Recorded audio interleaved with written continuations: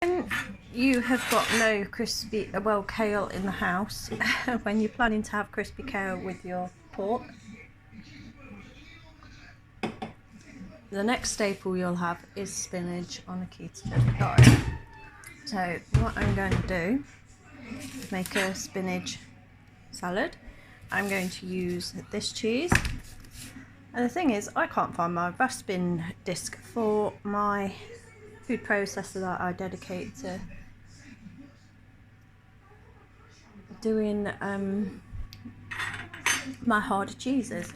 So I'm going to do it in my other food processor. So I'm going to grate that.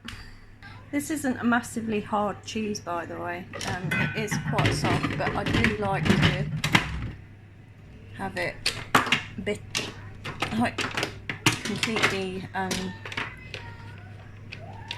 grated like parmesan. So my hands have been washed in the meantime, so don't worry about that. So put that in,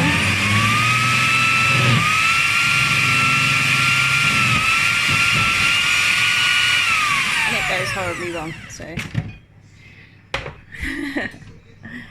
right, let's see if I can do it with this. And this is why I have the other one for this. So I'm not sure that this is going to work. This is the joys of doing a YouTube channel that is actually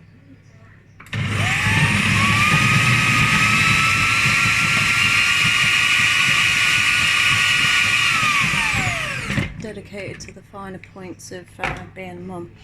So that's about as much of it that I am going to get. It's really quite a crappy way doing it, but if you're struggling or like me, you've lost your rasper for the grater, and that's the most you're going to get. So I'll just hand on that. I'm just going to chuck that in. I only cut about a third of that cheese off, but it's just to take the edge off the spinach, because my girls, it's really hard to get them to eat it because of the strong flavour, and especially if I put oil, which I will because it's ketogenic, then they will not want to eat it so much, because they say, oh, it's fatty, it's this, it's that.